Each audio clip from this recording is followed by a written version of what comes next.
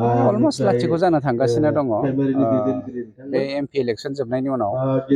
नोंथांमोननि मिडियानि गेजेरजोंनो जोङो मिथिलांबाय थागोन जोङो समाजजों खिन्थिगोन जोङो थारैनो बर' हारिनि गेजेराव मा खालामनो नागिरदों मानबगौरि प्रमद बर' बिथांनि दैदेननायाव बेखौ फोरमान मोनलांगासिनो दं जों बरायो आरो फैबावगोन गोबां फैबावगोन खाम्फायाव फैगासिनो दङ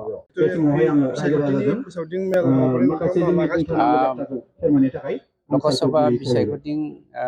बिसायख'थिनि जा फोसावदिं हाबाफारिजों लोगोसे जोंहा प्राइमारियावहाय माखासे मावनो गोनां खामानि दंबावो बे जादों बुथ लेभेलनि गासैबो कमिटिफोरखौ लिंथुमनानै जोङो माखासे खामानि मावनो गोनां दङ बेफोरखौनो जोङो सावरायलायदों मानोना बुथ लेभेलनिफ्राय टप लेभेलसिम पार्टिखौ स्ट्रङै लाखिनायानो जोंनि थांखि देरहानायाथ' जों देरहाखायो खिन्थु देरहानायानो गासिबो जोबथा नङा गोबां खामानि मावनांगौ थायो ओंखायनो बेफोरखौ लानानै दिनै सावरायनाय जादों नोंथांमोननि हेंथा दोलोनि थासारिया दा माबायदियाव दङ अलमोस्ट लाथिख' जानो थांगासिनो दङ बे एमपि इलेक्सन जोबनायनि उनाव नोंथांमोननि मिडियानि गेजेरजोंनो जोङो मिथिलांबाय थागोन जोङो समाजजों खिन्थिगोन जोङो थारैनो बर' हारिनि गेजेराव मा खालामनो नागिरदों मानबगौरि प्रमद बर' बिथांनि दैदेननायाव बेखौ फोरमान मोनलांगासिनो दं जों बरायो आरो फैबावगोन गोबां फैबावगोन खाम्फायाव फैगासिनो दङ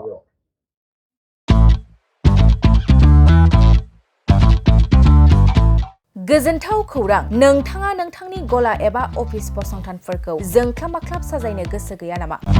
नोंथांनि गलाफोरखौ बायदि रोखोमनि जोंख्लाब-माख्लाब खालामनानै साजायनो थाखाय क'क्राझार नोगोरनि सिङाव थानाय गौरां भेलि हटेल साखाथियाव चाणक्य आर्ट एन्ड डिजाइन गलाया लानानै फैदों बायदि रोखोमनि आर्ट डिजाइन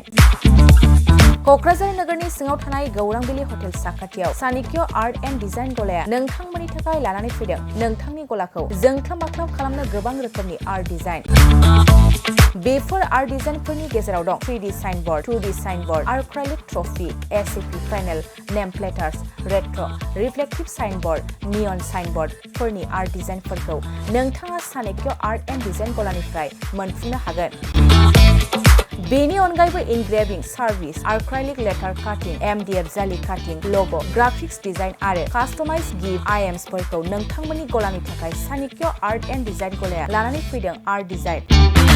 गोबां बाथ्रा मिथिनो थाखाय नोंथाङा नैबे 9706125636 6800981649 जानबुं नम्बरनि गेजेरजों खौरां लाहरनो हागोन